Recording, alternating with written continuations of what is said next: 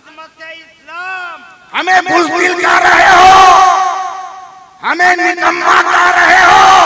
मोदी महोदय उठाओ भारत की 15 दिन पहले की तारीख। तेरी फौज फेल, तेरी डिफेंस मिनिस्ट्री फेल, ऊपर से यूपी के चंठा के ऊपर से अकल के तमाम तोते उड़ गए। गुजरात के पेट वाले का पेट फट गया, चाय वाले की दुकान फीकी हो गई। जर्मन से का आदमी भेज, मुझे मजदूरों की जान बचानी है। चाइना से का आदमी भेज, मुझे मजदूरों की जान बचानी है। मगर पूरी दुनिया की ताकत ने कहा हम मजदूरों को सुरंग में बचा नहीं सकते। तब उत्तरकाशी का 2 मुसलमान उठा है कि हम बचाएंगे। बोलो बोलो, जोर से बोलो, हाथ उठाकर बोलो। कितना इम्तिहान लोगे हमारा, कितना इम्तिहान लोगे? अब तो लड़ने की तैयारी कर रहे हैं। अब लड़ेंगे, अब लड़ेंगे। तुमने जनगणना कर ली, जाति मर्दमशुमारी तुमने कर ली। अब कारी बगदाद साहब लड़ेंगे। 3% होकर मुख्यमंत्री बन रहा है, 12% होकर भारत में प्रधानमंत्री बन रहा है। हम तो 18% हैं। अभी हमें भी पूरी हिस्सेदारी चाहिए। मगर ये कब होगा? जब बारातों में डीजे बजाकर डांस करोगे तब। यह हौसला कब मिलेगा? जब गरीब बेटियों के बाप की जमीन बिक्री करवा दोगे तब। यह हौसला कब मिलेगा? गरीब बेटी के दरवाजे पे 500 बाराती लेके जाओगे तब। बेशर्मो, कहां शर्म चली गई? कारी बगदाद साहब 20 रुपया का चाट खरीदता है ये मुसलमान, 20 रुपया का चाट। जब तक चम्मच से उठता है उठाता है। चम्मच फेल कर गया तो उंगली से काम चलाएगा। उंगली से भी बचा खुचा चाट नहीं उठा तो पत्ता की लकड़ी निकाल के जबान से चाट लेगा, बोलेगा मेरा पैसा लगा। मगर यही बेशर्म इंसान जब गरीब बेटियों की शादी में दावत में जाता है तो इसकी पलोटों में 2-2 बूटियां छूटी हुई रहती हैं, बड़े बड़े आलू छूटे रहते हैं। अगर उनको जमा कर दो तो पूरे मोहल्ले के गरीब इंसान कई दिनों तक खाते रहेंगे,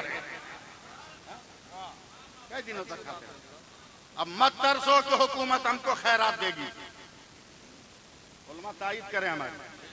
मैं इतना बड़ा आदमी नहीं हूं कि आप मुझको वाह वाह कर सके, मगर जो बात मैं कह रहा हूं उसकी तायीद करें। हुकूमत के दलाल अब तुम्हें कुछ नहीं दे सकते, कुछ नहीं। ये सिर्फ एक नारा उनके पास, समझे? नित्य होवे, नित्य होवे, जितते होवे जानता ही नहीं, जितते होवे जानता ही नहीं। वलीमा में कम लोगों को दावत दो, पैसा बचाओ, शादी को आसान करो। और फार्मूला दे हम शादी का, बोलो, हाथ उठा के बोलो तो बोले। कारी साहब अब शादी कार्ड में शर्त लगाओ, समझे? बारात की दावत है आपको, लेकिन शर्त यह है कि मेरे बेटे की बारात में वही लोग जाएंगे जो बेटी के मोहल्ले की मस्जिद में जमात के साथ नमाज पढ़ेंगे। 75% बाराती ऐसे ही खसक जाएगा।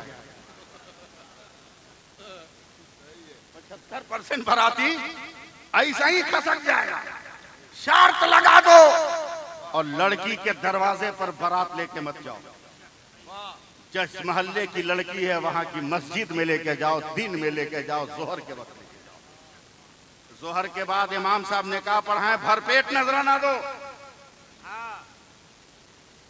भरपेट नजराना दो। स्टेज पर कमर हिलाने वाले को 40-40 हजार दे रहे हैं, ठुमके लगाने वाले को 50-50 हजार दे रहे हो, और मस्जिदों में इमामत करने वाले को 5,000 देते हुए नानी मर रही है।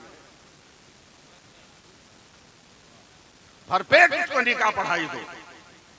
ताकि कभी उसकी नीयत गलत ना हो, उसकी सोच गलत ना हो। जोहर की नमाज के बाद निकाह हो, एक गिलास शरबत, एक खजूर, शरबत पीजिए, खजूर खाइए, घर जाइए। लड़का का बाप भी घर जाए, समझे। दूल्हा के साथ बैठकर 2 दर्जन हड्डी तोड़ने वाला माथा भी जाए घर, दूल्हा का भाई भी घर जाए, खाली दूल्हा रुक जाए, शाम को लड़की विदा करा के ले जाए। अब अपने घर जितना खिलाना है खिलाओ, खिलाना है खिलाओ।